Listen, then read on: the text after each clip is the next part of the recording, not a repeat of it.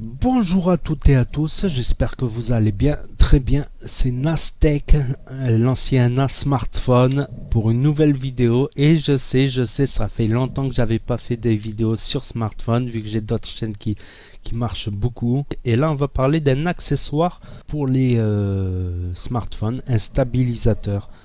Il faut que je l'allume quand même, ça marchera mieux. Grâce à ça, vous pouvez marcher et l'image, elle sera droite tout le temps, ou faire comme un drone, tout ça, au lieu que ça fasse comme ça, par exemple. Vous voyez ce que je veux dire? Je vais vous montrer un exemple tout de suite. Bon, celui-là, c'est pour des gros appareils. Il accepte aussi les smartphones. J'en ferai la vidéo, mais il coûte beaucoup plus cher. Mais celui-là, voilà, vous mettez le smartphone comme ceci, à l'intérieur. Vous l'allumez et ça garde le téléphone tout le temps droit. Ça fait pas de saccade, mais il est tombé en panne au bout de 2 ans. À savoir que je l'utilisais pas non plus tous les jours, tous les mois ou tous les 2 mois, mais quand je l'utilisais, je passais des journées entières avec. Il m'a lâché malheureusement, mais c'est un des moins chers parce qu'il vaut combien? Il vaut 60 euros. Donc regardez, voilà la marque Xcam Site 2 si vous le retrouvez sur Google. Ça marche, ça m'a tenu 2 ans franchement, à savoir que je filme pas tous les jours non plus, pour filmer dehors, tout ça. J'avais aussi essayé les stabilisateurs non électriques, mais ça demande beaucoup de concentration de la main. Donc je crois que je vais vous montrer ça, tout ça dans la même vidéo, avec un stabilisateur manuel non électrique et avec ce stabilisateur électrique. Et ensuite la prochaine vidéo, ça sera avec ce stabilisateur là, un stabilisateur beaucoup plus évolué pour smartphone. Justement, ça reste dans le sujet, mais aussi pour des appareils bridge ou réflexe de moins de 800 grammes. Donc regardez la différence tout de suite. Nous allons tester là maintenant le nouveau stabilisateur électronique. Donc je vais appuyer sur On et regardez. Et le truc il reste stable, c'est électronique. Là, je sais pas si vous le voyez bien parce qu'il y a le contre-jour. Mais on peut filmer, ça reste stable. On peut descendre la caméra, la remonter.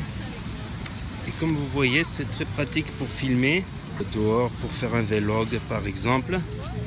Parce que l'image reste plus ou moins stable, malgré les mouvements de la main.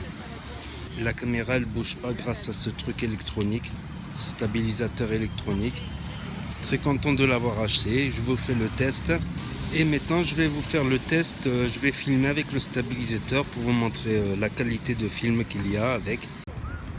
Donc là je filme avec le stabilisateur. Je tourne et l'image elle reste assez bien. Il y a un petit contre-jour. Comme vous pouvez voir, l'image reste assez stable. On peut descendre, on peut remonter. Et là maintenant on fait le test du stabilisateur manuel. Il est plus lourd que le stabilisateur électronique, un peu moins stable, sauf si on bouge vraiment pas beaucoup. Si on bouge pas beaucoup, il est plus ou moins stable. Voilà, maintenant je vais vous faire un film avec le stabilisateur manuel. Donc voilà, là je suis avec le stabilisateur manuel. Je tourne et l'image elle est plus ou moins stable. Moins stable que l'électronique. Ça c'est si je fais attention et que je bouge pas trop la main. Et si je bouge trop, voilà. Si je bouge trop, regardez ce que ça donne. C'est moyen. Donc avec ce qu'il faut faire, c'est avec ce stabilisateur manuel, c'est qu'il faut ne pas trop bouger quoi. Nous allons tester un autre stabilisateur manuel. Il est un peu plus petit, un peu moins lourd.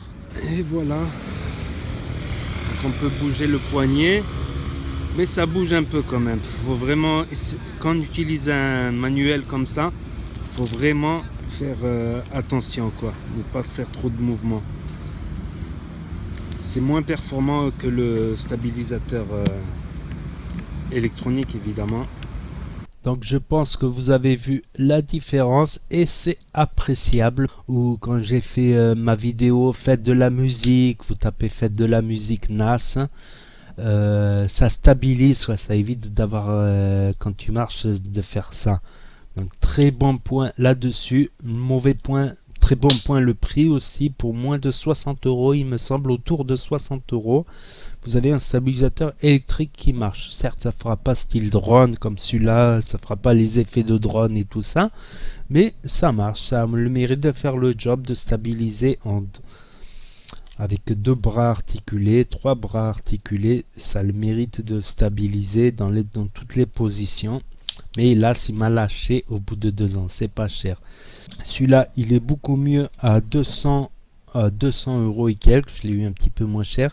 Et vous avez des modèles aussi intermédiaires. Voilà, pour ceux qui ne savaient pas que ça existe ou ceux qui ça intéresse, donc je ferai la vidéo du G6 Plus très bientôt.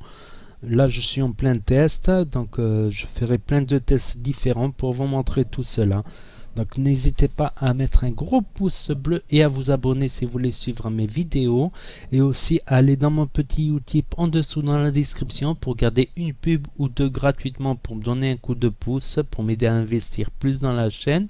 Ou pour faire un don sur Utip également si vous n'avez pas la patience de regarder une pub ou deux.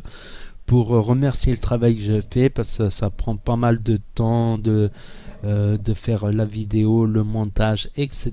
J'espère que vous êtes compréhensible et compréhensif. Et je vous dis à très bientôt les amis les potos pour de nouvelles vidéos NAS Tech, l'ancien NAS smartphone. Tchuss.